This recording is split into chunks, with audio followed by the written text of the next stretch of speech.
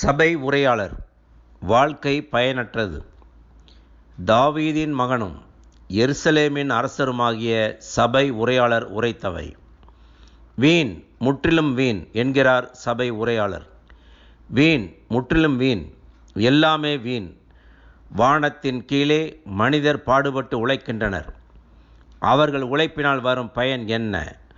ஒரு தலைமுறை மறைகின்றது, மறு தலைமுறை தோன்றுகின்றது. உலகமோ என்றென்றும் நிலைத்திருக்கின்றது. ஞாயிறு தோன்றுகின்றது, ஞாயிறு மறைகின்றது. பிறகு தான் தோன்றிய இடத்திற்கே விரைந்து சென்று மீண்டும் தோன்றுகின்றது. தெற்கு நோக்கி காற்று வீசுகின்றது, பிறகு வடக்கு நோக்கி திரும்புகின்றது. இப்படி சுழன்று சுழன்று வீசி தன் இடத்திற்கு திரும்புகின்றது.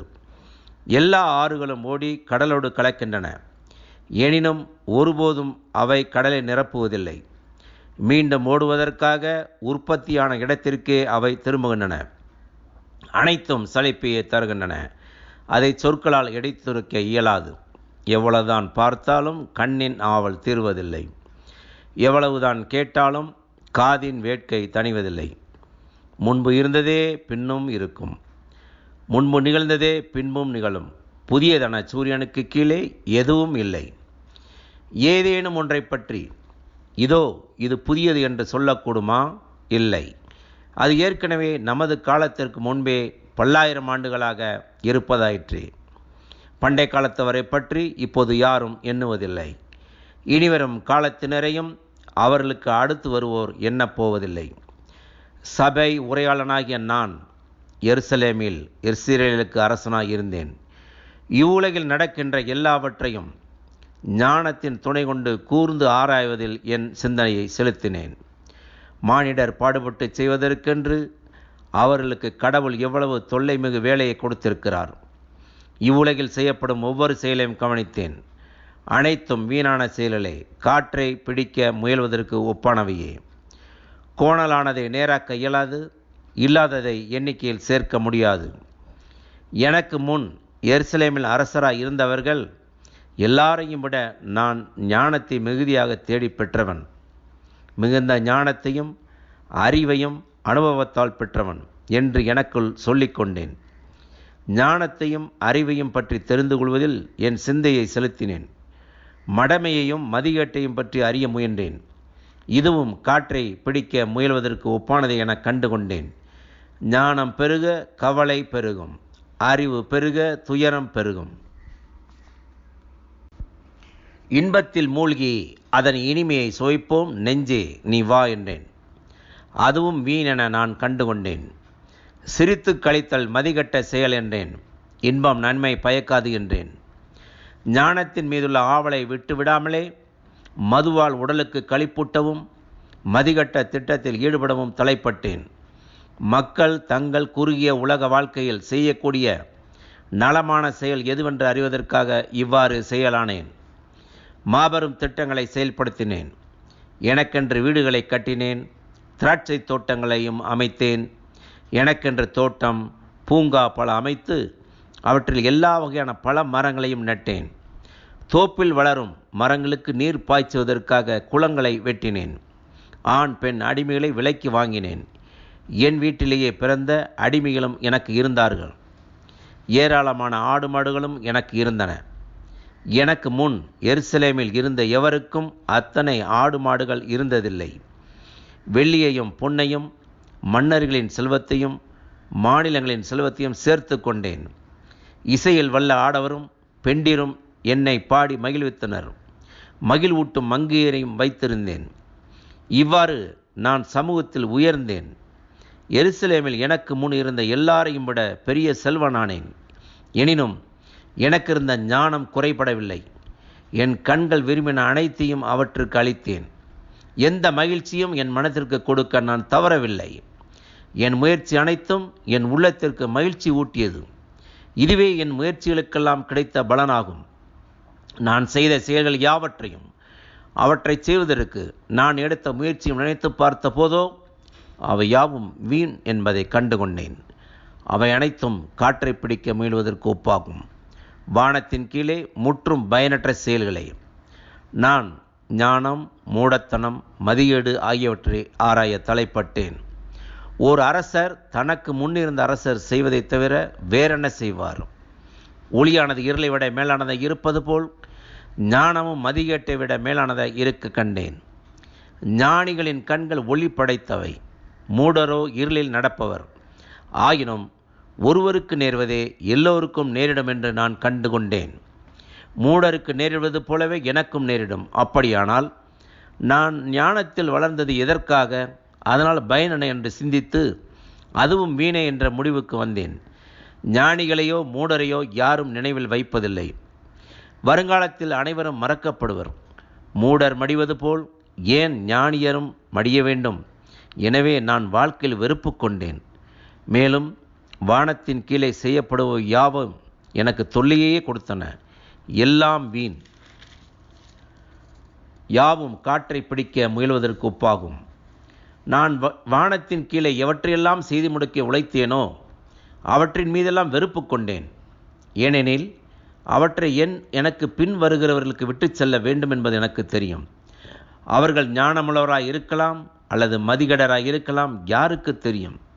எத்தகையவராய் இருப்பினும் நான் இவ்வுலகில் ஞானத்தோடு உழைத்து அடைந்த பயன்களுக்கெல்லாம் அவர்களே உரிமையாளர் ஆவார்கள். என் உழைப்பும் வீணே. நான் உலகில் செய்த எல்லா முயற்சிக்காகவும் மனமுடைந்து போனேன். ஏனெனில் ஞானத்தோடும் அறிவாற்றலோடும் திறமையோடும் ஒருவர் உழைக்கிறார்.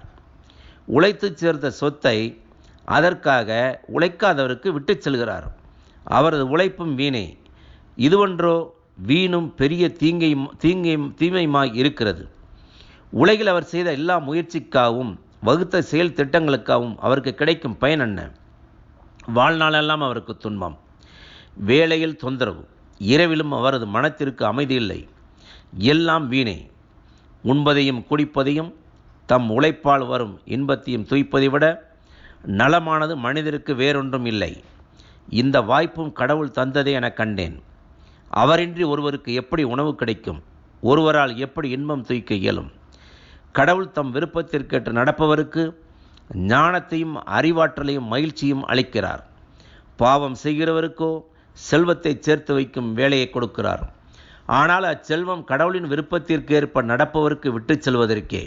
இதுவும் வீணே, காற்றை பிடிக்க முயல்வதற்கு ஒப்பாகும். ஒவ்வொன்றுக்கும் ஒரு நேரம் உண்டு. உலகில் நடக்கும் ஒவ்வொரு நிகழ்ச்சிக்கும் ஒரு காலம் உண்டு. பிறப்புக்கு ஒரு காலம்,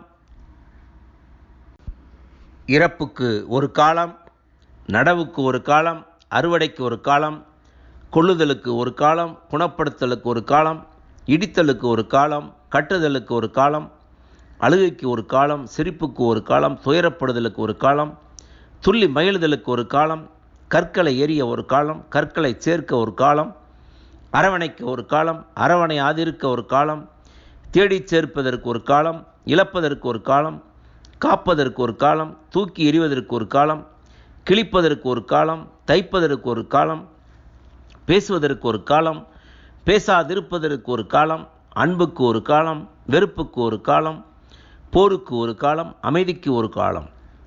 வருந்தி உழைப்பவர் தம் உழைப்பினால் அடையும் பயன் என்ன? பாடுபட்டு உழைப்பதற்கென்ன? கடவுள் மனிதர் மீது சுமத்திய வேலை பளுவை கண்டேன். கடவுள் ஒவ்வொன்றையும் அதன் காலத்தில் செம்மையாக செய்கிறார். காலத்தை பற்றிய உணர்வை மனிதருக்கு தந்திருக்கிறார். ஆயினும் கடவுள் தொடக்கம் முதல் இறுதி வரை செய்து வருவதை கண்டறிய மனிதரால் இயலாது. எனவே தாம் உயிரோடு இருக்கும்போது இன்பம் துய்த்து மகிழ்வதை விட சிறந்தது மனிதருக்கு வேறொன்றுமில்லை என அறிந்து கொண்டேன். உண்டு குடித்து உழைப்பால் வரும் பயனை துய்க்கும் இன்பம் எல்லா மனிதருக்கும் கடவுள் அளித்த நன்கொடை. கடவுள் செய்யும் ஒவ்வொன்றும் எப்போதும் நிலைத்திருக்கும் என்பதை நான் அறிவேன். அதனோடு கூட்டுவதற்கோ அதனின்று குறைப்பதற்கோ எதுவும் இல்லை. தமக்கு மனிதர் அஞ்சி நடக்க வேண்டும் என்று கடவுள் எல்லாவற்றையும் செய்திருக்கிறார். இப்போது நடப்பது ஏற்கனவே நடந்ததாகும். இனி நடக்கப் போவதும் ஏற்கனவே நடந்ததாகும். நடந்ததே கடவுள் மீண்டும் மீண்டும் நடைபெறச் செய்கிறார். வேறொன்றையும் உலகில் கண்டேன். நேர்மையும் நீதியும் இருக்க வேண்டிய இடங்களில் அநீதியே காணப்படுகிறது. கடவுள் நல்லாருக்கும் பொல்லாருக்கும் தீர்ப்பு வழங்கப் போகிறார். ஏனெனில் ஒவ்வொரு சிந்தனைக்கும் ஒவ்வொரு செயலுக்கும் அதற்குரிய காலத்தை அவர் குறித்திருக்கிறார் என்று எனக்குள் சொல்லிக்கொண்டேன். மனிதர் விலங்கை போன்றவர் என்பதை காட்டுவதற்காகவே கடவுள் மனிதருக்கு சோதனைகளை அனுப்புகிறார் என்று எனக்குள் சொல்லிக்கொண்டேன். மனிதருக்கு நேரிடுவதே விலங்குக்கும் நேரிடுகிறது. மனிதரும் மடிகின்றனர், விலங்கும் மடிகின்றது. எல்லா உயிர்களுக்கும் இருப்பது ஒரு வகையான மூச்சே. விலங்கை விட மனிதர் மேலானவர் இல்லை. எல்லாம் வீணே. எல்லா உயிர்களும் இறுதியாக செல்லும் இடம் ஒன்றே. எல்லாம் மண்ணினின்றே தோன்றின, எல்லாம் மண்ணுக்கே மீளும்.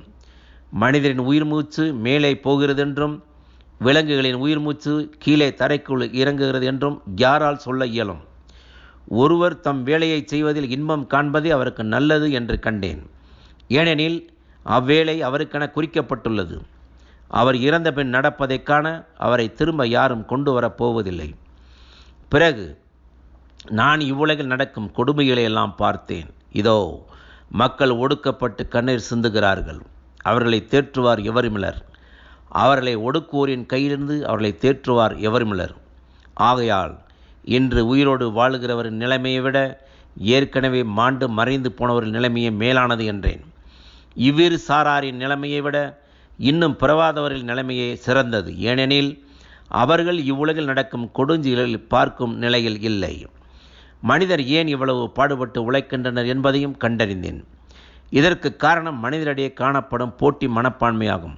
இது வீண் செயல். காற்றை பிடிக்க முயல்வதற்கு ஒப்பாகும். தம் கைகளை கட்டிக்கொண்டு பட்டினி கிடந்து மடிகிறவர் மடையர் என்று சொல்லப்படுகிறது.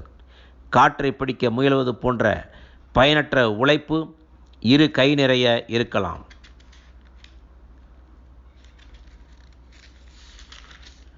மன அமைதியோ ஒரு கையளவு இருந்தாலும் அது மேலானதே. உலக வாழ்க்கையில் வேறொரு காரியமும் வீணென்று கண்டேன். ஒருவர் தனி மனிதராக வாழ்கிறார். அவருக்கு பிள்ளையும் இல்லை, உடன் பிறந்தாரும் இல்லை. என்றாலும் அவர் ஓயாது உழைக்கிறார். ஆனால் தமக்கு இருக்கும் செல்வத்தால் அவர் ஒருபோதும் மன நிறைவடைவதும் இல்லை.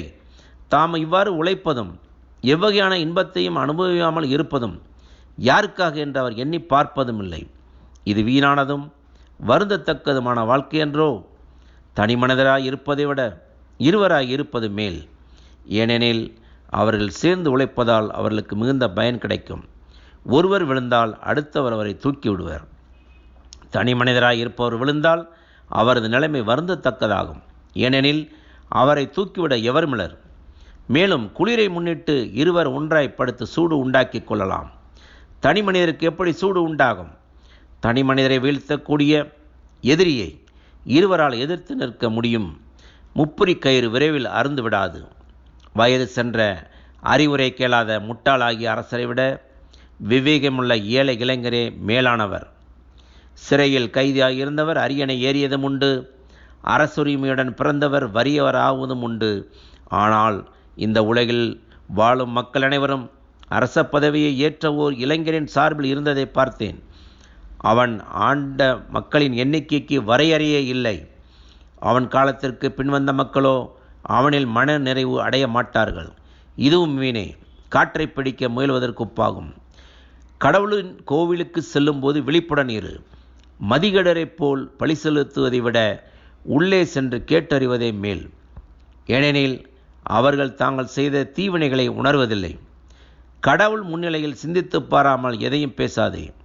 எண்ணி பாராமல் வாக்கு கொடுக்காதே. கடவுள் விண்ணுலகில் இருக்கிறார், நீயோ மண்ணுலகில் இருக்கிறாய். எனவே மிகச் சில சொற்களை சொல்லும். கவலைகள் மிகுமானால் கனவுகள் வரும். சொற்கள் மிகுமானால் மூடத்தனம் வெளியாகும். கடவுளுக்கு நீ ஏதாவது ஒரு வாக்கு கொடுத்திருந்தால் அது நிறைவேற்றுவதில் காலம் தாழ்த்தாதே. ஏனெனில் பொறுப்பின்றி நடப்போரிடம் அவர் விருப்பம் கொள்வதில்லை. என்ன வாக்கு கொடுத்தாயோ அதை தவறாமல் நிறைவேற்று. கொடுத்த வாக்கை நிறைவேற்றாமல் போவதை விட வாக்கு கொடாமல் இருப்பதே மேல். வாய் தவறி பேசி பலிக்கு ஆளாகாதபடி பார்த்துக்கொள். தவறுதலாய் செய்துவிட்டேன் என்று வானதூதரிடம் சொல்லும்படி நடந்து கொள்ளாதே. உன் பேச்சின் பொருட்டு கடவுள் உன் மீது சினங்கொண்டு நீ செய்தவற்றை அழிக்கும்படி நடந்து கொள்வானேன்? கனவுகள் பல வரலாம், செயல்களும் சொற்களும் எத்தனையோ இருக்கலாம். நீயோ கடவுளுக்கு அஞ்சி நட. ஒரு மாநிலத்தில் ஏழையர் ஒடுக்கப்படுவதையும் அவர்களுக்கு நீதி நியாயம் வழங்கப்படாதிருப்பதையும் நீ காண்பாயானால் வியப்படையாதே. ஏனெனில் அலுவலர்களை கண்காணிக்க அதிகாரிகள் உள்ளார்கள். அவர்களுக்கு மேலாக உயர் அதிகாரிகள் உள்ளார்கள். பொதுநலம், நாட்டுத் தொன்று என்ற சொற்களும் உன் காதில் விழும். பண ஆசை உள்ளவருக்கு எவ்வளவு பணம் இருந்தாலும் ஆவல் தீராது. செல்வத்தின் மேல் மிகுந்த ஆசை வைப்பவர் அதனால் பயனடையார். இதுவும் மீனே. சொத்து பெருகினால் அதை சுரண்டி தின்போரின் எண்ணிக்கையும் பெருகும். செல்வர்களுக்கு தங்கள் சொத்தை கண்ணால் பார்த்து கொண்டிருப்பதைத் தவிர வேறு என்ன பயன் உண்டு? வேலை செய்கிறவரிடம் போதுமான சாப்பாடு இருக்கலாம், இல்லாமலும் இருக்கலாம். ஆனால் அவருக்கு நல்ல தூக்கமாவது இருக்கும். செல்வரது செல்வப் பெருக்கே அவரை தூங்க விடாது. உலகில் ஒரு பெருந்தீங்கை நான் கண்டேன். ஒருவர் சேமிக்கும் செல்வம் அவருக்கு துன்பத்தை விளைவிக்கும். ஒருவர் ஒரு நட்டம் தரும் தொழிலில் ஈடுபட்டு தம் செல்வத்தை இழக்கிறார். அவருக்கு ஒரு பிள்ளை உள்ளது. ஆனால் அப்பிள்ளைக்கு கொடுப்பதற்கு ஒன்றுமில்லை. தாயின் வயிற்றிலிருந்து மனிதர் வெற்றுடம்போடு வருகின்றனர். வருவது போலவே இவ்வுலகை விட்டு போகின்றனர். அவர்கள் தங்கள் உழைப்பினால் ஈட்டும் பயன் எதையும் தங்களோடு எடுத்துச் செல்வதில்லை. இது கொடிய தீங்காகும். அவர்கள் எப்படி வந்தார்களோ அப்படியே மீளுகின்றார்கள். காற்றை பிடிக்க பாடுபடுகின்றார்கள். அவர்கள் அடையும் பயன் என்ன? வாழ்நாள் முழுவதும் அவர்களுக்கு இருள், கவலை, பிணி, எரிச்சல் ஆகிய துன்பங்களை. ஆகையால் நான் இந்த முடிவுக்கு வந்தேன். தமக்கு கடவுள் வரையறுத்திருக்கும் குறுகிய வாழ்நாளில் மனிதர் உண்டு குடித்து உலகில் தம் உழைப்பின் பயனை துய்ப்பதே நலம், அதுவே தகுந்ததுமாகும். கடவுள் ஒருவருக்கு பெரும் செல்வமும் நல்வாழ்வும் கொடுத்து அவற்றை அவர் துய்த்து மயிலும் வாய்ப்பையும் அளிப்பாரானால் அவர் நன்றியோடு தம் உழைப்பின் பயனை நுகர்ந்து இன்புறலாம். அது அவருக்கு கடவுள் அருளும் நன்கொடையாகும். தம் வாழ்நாள் குறுகியதாய் இருப்பதை பற்றி அவர் கவலைப்பட மாட்டார். ஏனெனில் கடவுள் அவர் உள்ளத்தை மகிழ்ச்சியோடு இருக்கச் செய்கிறார். உலகில் மனிதரை கவலையில் ஆழ்த்திக் கொண்டிருக்கும் ஒரு தீங்கை கண்டேன். கடவுள் ஒருவருக்கு செல்வத்தையும் நல்வாழ்வையும் மேன்மையும் கொடுக்கிறார். ஆம், அவர் விரும்புவதெல்லாம் அவருக்கு கிடைக்கின்றன. ஆனால் அவற்றை தூய்க்கவோ கடவுள் அவருக்கு வாய்ப்பு அளிப்பதில்லை. அடுத்தவர் ஒருவர் அவற்றை தூய்த்து மகிழ்கிறார். இங்கே பயனின்மையும் கடுந்துயரமும் காணப்படுகின்றன. ஒருவருக்கு 100 பிள்ளைகள் இருக்கலாம். அவர் நீண்ட ஆயுளுடன் வாழலாம். அவர் நெடுங்காலம் உயிரோடு இருந்தும் தமக்குள்ள செல்வத்தால் இன்பம் அடையாமலும் இறந்த பின் அடக்கம் செய்யப்படாமலும் மறைவாரானால் அவரை விட கருச்சிதைந்த பிண்டமே மேல் என்கிறேன். அப்பிண்டம் தோன்றுவதால் பயனில்லை. அது இருளில் மறைகிறது. அதன் பெயரை இருள் மூடிவிடும். அது கதிரவனை கண்டதுமில்லை, எதையும் அறிந்ததுமில்லை. ஆனால் அதன் நிலை அவருடைய நிலையை விட மேலானது. வாழ்க்கையில் இன்பம் தூய்க்காமல் 2000 ஆண்டுகள் உயிர் வாழும் மனிதர் கூட அப்பிண்டத்தை விட மேலானவர் இல்லை. ஏனெனில் இருவரும் ஒரே இடத்திற்கு செல்கின்றனர் அன்றோ? வயிற்றுக்காகவே ஒருவர் வேலை செய்கிறார். ஆனால் அவருக்கு போதுமான உணவு கிடைப்பதில்லை. இப்படி இருக்க மதிகேடரை விட ஞானமுள்ளவர் எவ்வகையில் மேலானவர்? அல்லது மனிதர் முன்னே திறமையுடன் நடந்து கொள்ள ஏழை ஒருவருக்கு தெரிந்திருந்தும் அதனால் அவருக்கு பயன் என்ன? இல்லாத ஒன்றை அடைய விரும்பி அலைந்து திரிவதை விட உள்ளதே போதுமென்ற மன நிறைவோடு இருப்பதை மேல். ஆனால் இதுவும் வீணே, காற்றை பிடிக்க முயல்வதற்கு ஒப்பாகும். இப்பொழுது நடக்கும் ஒவ்வொன்றும் நெடுங்காலத்திற்கு முன்பே முடிவு செய்யப்பட்டதாகும். மனிதர் எத்தகையவர் என்று நமக்கு தெரியும். தம்மை விட வலிமை வாய்ந்தவருடன் வாதாட மனிதரால் இயலாது. பேச்சு நீள நீள அதன் பயன் குறைந்து கொண்டே போகும். அதனால் மனிதர் அடையும் நன்மை என்ன? மனிதருடைய வாழ்நாள் குறுகியது, பயனற்றது, நிழலைப் போல மறைவது. அதில் தமக்கு நலமானது எது என்பதை யாரால் அறியக்கூடும்? தம் மறைவிற்கு பிறகு உலகில் என்ன நடக்கும் என்பதை யாரால் தெரிந்து கொள்ள இயலும்? விலையுயர்ந்த நறுமண தைலத்தை விட நற்புகழே மேல். பிறந்த நாளை விட இறக்கும் நாளை சிறந்தது. விருந்து நடக்கும் வீட்டிற்கு செல்வதை விட துக்க வீட்டிற்கு செல்வதே நல்லது. ஏனெனில் அனைவருக்கும் இதுவே முடிவு என்பதை உயிருடன் இருப்போர் அங்கே உணர்ந்து கொள்வர். சிரிப்பை விட துயரமே நல்லது. துயரத்தால் முகத்தில் வருத்தம் தோன்றலாம். ஆனால் அது உள்ளத்தை பண்படுத்தும். ஞானமுள்ளவரின் உள்ளம் துக்க வீட்டில் இருக்கும். மூடரின் உள்ளமோ சிற்றின்ப வீட்டில் இருக்கும். மூடர் புகழ்ந்துரைப்பதை கேட்பதினும் ஞானி இடித்துரைப்பதை கேட்பதே நன்று. பானையின் கீழ் எரியும் முச்சடி படபடவென வெடிப்பதை போன்றது மூடரின் சிரிப்பு. பயனொன்றும் அதனால் இல்லை. இடுக்கண் ஞானியையும் பைத்தியக்காரனாக்கும். கைக்கூலி உள்ளத்தை கரைப்படுத்தும். தொடக்கமன்று ஒன்றன் முடிவே கவனிக்கத்தக்கது. பெருமை கொள்வதை விட பொறுமை காப்பதை மேல். எளிதில் சினங்கொள்வதற்கு இடம் கொடாதே. மூடரின் நெஞ்சமே சினத்தின் உறைவிடம். இக்காலத்தை விட முற்காலம் நற்காலமாய் இருந்ததேன் என்று கேட்காதே. இப்படி கேட்பது அறிவுடைமை அன்று. உரிமை சொத்தன ஞானம் இருத்தல் வேண்டும். உலகு வாழ் மக்களுக்கு இதுவே நல்லது. பணம் நிழல் தருவது போல ஞானமும் நிழல் தரும். ஞானம் உள்ளவருக்கு அதனால் வாழ்வு கிடைக்கும். அறிவினால் கிடைக்கும் பயன் இதுவே. கடவுளின் செயலை சிந்தித்துப் பார். அவர் கோணலாக்கியதை யாரால் நேராக்க இயலும்? வாழ்க்கை இன்பமாய் இருக்கும்போது மகிழ்ச்சியோடு இரு. துன்பம் வரும்போது நீ நினைவில் கொள்ள வேண்டியது, அடுத்து என்ன நடக்கும் என்பதை நீ தெரிந்து கொள்ளாவனம் கடவுள் இன்பத்தையும் துன்பத்தையும் மாறி மாறி வர விடுகிறார். என் பயனற்ற வாழ்க்கையில் நான் எல்லாவற்றையும் பார்த்து விட்டேன். நேர்மையாளர் நேர்மையுடன் இருந்தும் மாண்டழிகின்றார். தீயோரோ தீமை செய்கிறவராய் இருந்தும் நெடுங்காலமாய் வாழ்கின்றார். நீதியுடன் நடப்பதிலும் ஞானத்தை பெறுவதிலும் வெறி கொள்ள வேண்டாம். அந்த வெறியால் உன்னையே அழித்துக் கொள்வானேன். தீமை செய்வதிலும் மூடனாய் இருப்பதிலும் வெறி கொள்ள வேண்டாம். காலம் வருமுன் நீ ஏன் சாக வேண்டும்? ஒன்றை பற்றி கொண்டிருக்கும் போது அதற்கு மாறானதை கைவிட்டு விடாதே. நீ கடவுளுக்கு அஞ்சி நடப்பாயானால் அனைத்திலும் வெற்றி பெறுவாய். ஒரு நகருக்கு 10 ஆட்சியாளர் தரும் வலிமையை விட ஞானமுள்ளவருக்கு ஞான மிகுதியான வலிமை தரும். குற்றமே செய்யாமல் நல்லதே செய்யும் நேர்மையாளர் உலகில் இல்லை.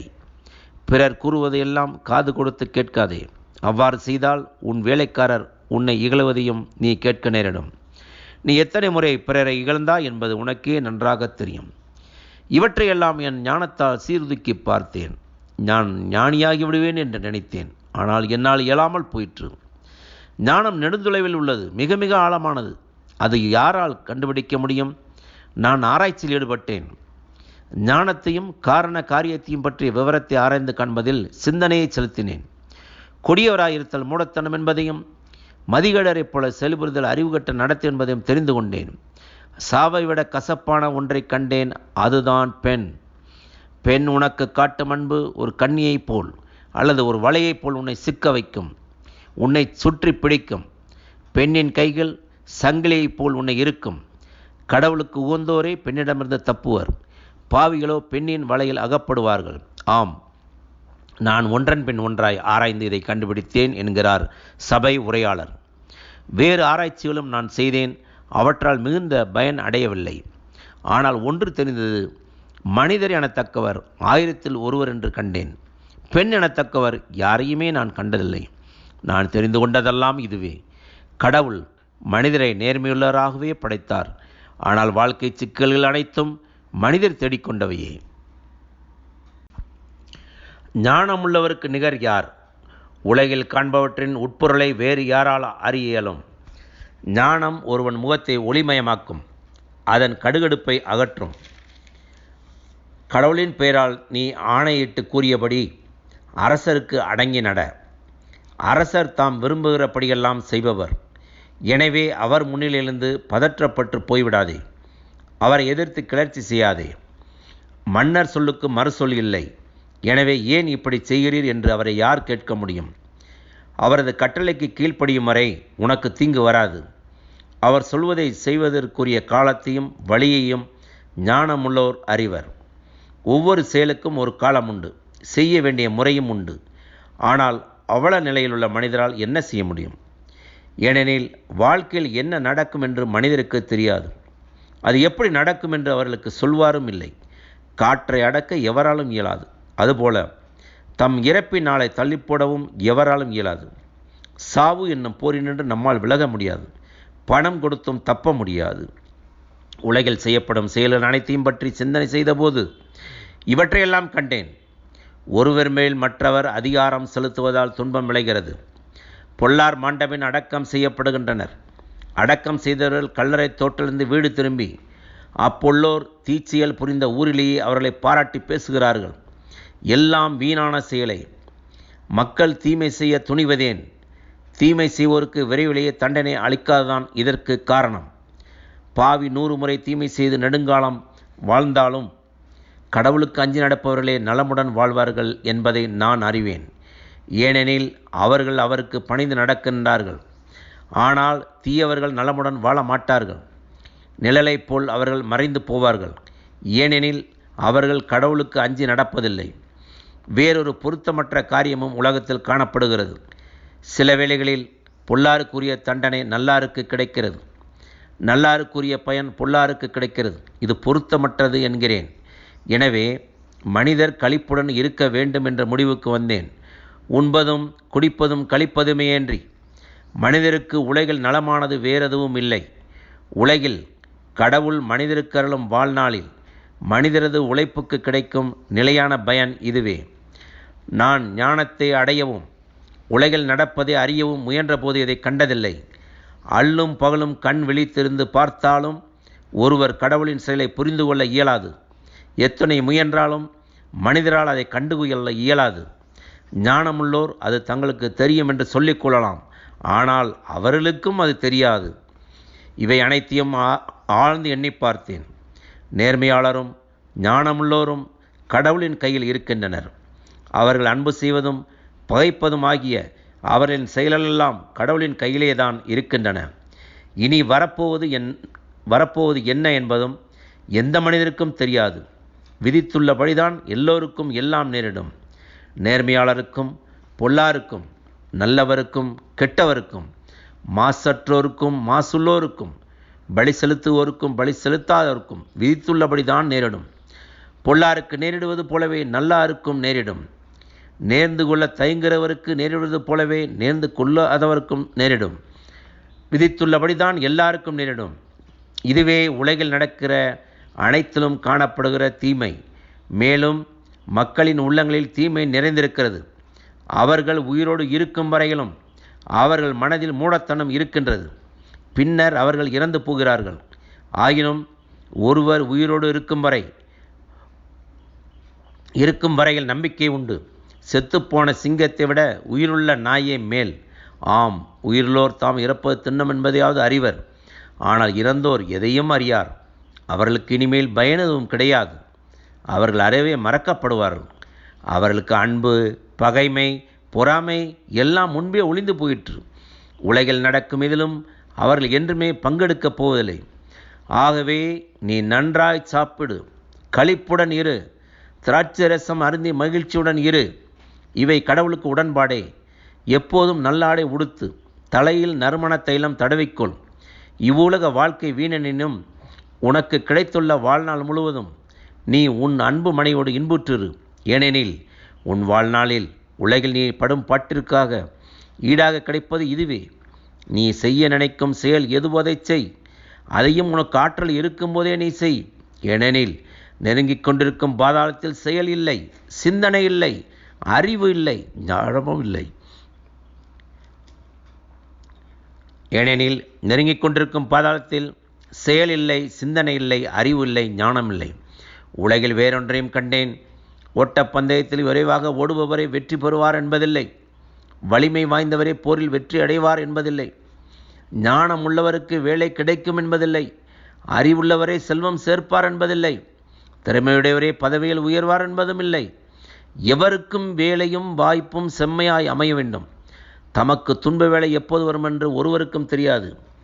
வலையிலகப்படும் மீன்களைப் போலவும் கனியில் சிக்கும் பறவைகளைப் போலவும் அவர் சிக்கிக்கொள்வார். எதிர்பாராத வகையில் அவருக்கு கேடு காலம் வரும். நான் கண்ட வேறொன்றும் உண்டு. இவ்வுலகில் ஞானம் எவ்வாறு மதிக்கப்படுகிறது என்பதை நன்கு எடுத்து காட்டுகிறது. சிறிய நகர் ஒன்று இருந்தது. அதிலிருந்த மக்களின் எண்ணிக்கை மிகவும் குறைவு. வலிமை வாய்ந்த மன்னன் ஒருவன் அதன் மேல் படையெடுத்து வந்தான். அதை முற்றுகையிட்டு தாக்கினான். அந்நகரில் ஞானமுள்ளவர் ஒருவர் இருந்தார். ஆனால் அவர் ஏழை. அவர் தம் ஞானத்தால் நகரை காப்பாற்றினார். ஆயினும் அவரை பற்றி எவரும் நினைக்கவில்லை. வலிமையை விட ஞானமே சிறந்தது என்பது என் கருத்து. அந்த ஏழையின் ஞானம் புறக்கணிக்கப்பட்டது. அவருடைய சொல்லை எவரும் கவனிக்கவில்லை. மூடர்கள் கூட்டத்தின் அதன் தலைவன் முழக்கமிடுவதை கேட்பதை விட ஞானமுள்ளவர் அடக்கமுடன் கூறுவதை கேட்பதே நன்று. போர்க்கருவிகளை விட ஞானமே சிறந்தது. ஆனால் பலவற்றை ஒரே ஒரு தவறு கெடுத்துவிடும். செத்த ஈக்கள் நறுமண தைலத்தை முடைநாற்றம் வீச செய்யும். அதுபோல சிறிய மதிகேடும் மேன்மையான ஞானத்தை கெடுத்துவிடும். தக்கன செய்வதையே ஞானியரின் உள்ளம் நாடும், தகாதன செய்வதையே மூடரின் உள்ளம் நாடும். மூடர் தெருவிலே நடந்தாலே போதும், அவரது மடமை வெளியாகிவிடும். தாம் மூடர் என்பதை அவரை அனைவருக்கும் காட்டிவிடுவார். மேலதிகாரி உன்னை சிறந்து கொண்டால் வேலையை விட்டுவிடாதே. நீ அடக்கமாயிருந்தால் பெருங்குற்றங்களும் மன்னிக்கப்படலாம். உலகில் நான் கண்ட தீமை ஒன்று உண்டு. அது உயர் அலுவலரின் தவற்றால் விளைவது. மூடர்களுக்கு உயர்ந்த பதவி அளிக்கப்படுகிறது. செல்வர்கள் தாழ்ந்த நிலையிலேயே இருக்கிறார்கள். அடிமைகள் குதிரை மீது ஏறி செல்வதையும் உயர் குடி பிறந்தோர் அடிமைகளைப் போல் தரையில் நடந்து செல்வதையும் நான் கண்டிருக்கிறேன். குழியை வெட்டுவோர் அதில் தாமே வீழ்வர். கண்ணமிடுவோரை கட்டுவரியன் கடிக்கும். கற்களை வெட்டி எடுப்போர் கற்களால் காயமடைவர். மரத்தை வெட்டுவோர் காயத்திற்கு ஆளாவர். மழுங்கிய கோடாரியை தீட்டாமல் பயன்படுத்தினால் வேலை செய்வது மிக கடினமாக இருக்கும். ஞானமே வெற்றிக்கு வழிகோலும். பாம்பை மயக்கும் முன் அது கடித்துவிட்டால் அதை மயக்கும் வித்தை தெரிந்திருந்தும் பயனில்லை. ஞானியரின் வாய்மொழி அவருக்கு பெருமை தேடித்தரும். மூடரோ தம் வாயால் கெடுவர். அவரது பேச்சு மடமேல் தொடங்கும், அதன் முடிவு முழு பைத்தியமாகும். மூடர் வளவளவென்று பேச்சை வளர்ப்பர். என்ன பேசப் போகின்றார் என்பது எவருக்கும் தெரியாது. அதற்கு பின் என்ன நடக்கும் என்பதை எவரும் அறியார். அளவு மீறி உழைத்து மூடர் தளர்ந்து போவார். ஊருக்கு திரும்பி போகும் வகை அறியார். அரசர் சிறு பிள்ளையுமாய் தலைவர்கள் வைகரியிலேயே உண்டு களிப்போருமாய் இருக்கப்பெற்ற நாடே, ஐயோ உனக்கு கேடு. அரசர் உயிர்கழி பிறந்தவராயும் தலைவர்கள் குடிவெறியர்களாய் இல்லாமல் வலிமைக்காக உரிய நேரத்தில் உண்பவர்களாயும் இருக்கப்பெற்ற நாடே, நீ நீடூழி வாழ்வாய். சோம்பேறியின் வீட்டுக்குரிய ஒழுகும், பழுது பார்க்காதவரின் வீடு இடிந்து விழும். விருந்து மனிதருக்கு மகிழ்ச்சியை தரும். திராட்சை ரசம் வாழ்க்கையில் களிப்பு தரும். பணம் இருந்தால் எல்லாம் கிடைக்கும். தனிமையிலும் கூட அரசனை இகழாதே, படுக்கையிலும் கூட செல்வர்களை இகழாதே. வானத்து பறவைகள் நீ கூறியதை எடுத்துச் செல்லும். பறந்து சென்று நீ சொன்னதை திரும்பச் சொல்லும். உன் பணத்தை வைத்து துணிந்து கடல் வாணிகம் செய். ஒரு நாள் அது வட்டியோடு திரும்பி வரும். உன் பணத்தை பிரித்து 7-8 இடங்களில் முதலாக வை. ஏனெனில் மண்ணுலகில் எத்தகு இடர் நேரும் என்பதை நீ அறிய இயலாது.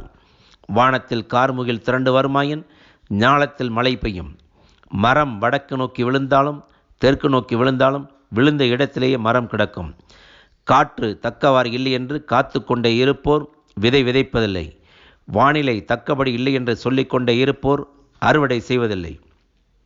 காற்றின் போக்கையோ கருவுற்ற பெண்ணின் வயிற்றில் உயிர் வளரும் வகையோ நீ அறிய இயலாது. அவ்வாறே அனைத்தையும் செய்கின்ற கடவுளின் செயல்களையும் உன்னால் அறிய முடியாது. காலையில் விதையை தெளி, மாலையிலும் அப்படியே செய். அதுவோ இதுவோ எது பயன் தரும் என்று உன்னால் கூற முடியாது. ஒருவேளை இரண்டுமே நல் விளைச்சலை தரலாம். ஒளி மகிழ்ச்சியூட்டும். கதிரவனை காண கண்கள் கழிக்கும். மனிதன் எத்தனை ஆண்டுகள் வாழ்ந்தாலும் அவன் தன் வாழ்நாளெல்லாம் மகிழ்ச்சியுடன் இருக்கட்டும். இருள் சூழ்ந்த நாட்கள் பல இருக்கும் என்பதையும் அவன் மறக்கலாகாது. அதற்கு பின் வருவதெல்லாம் வீணே. இளையோரே, இளமை பருவம் மகிழ்ச்சியோடு இருப்பதற்கே. இளமையின் நாட்களில் உங்கள் உள்ளம் களிப்புடன் இருக்கட்டும். மனம் விரும்புவதை செய்யுங்கள்.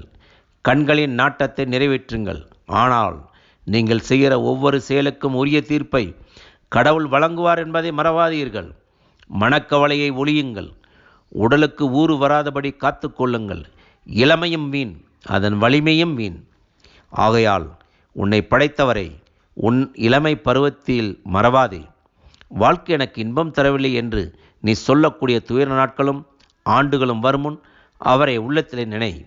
அதாவது கதிரவன், பகலொளி, நிலா, விண்மீன்கள் ஆகியவை உனக்கு மங்களாய் தெரியும் முன்னும், மழைக்கு பின் மேகங்கள் இருண்டு வருவது போல் தோன்றும் முன்னும், வீட்டுக்காவலர் நடுக்கங்கொள்ள வலியோர் தளர்வுர் முன்னும், அரைப்போர் மிகச் சிலராகி தம் வேலையை நிறுத்தி கொள்ள பலகனி வழியாய் பார்ப்போர் ஒளியிழந்து போகும் முன்னும், தெருச்சந்தடி கேளாவண்ணம்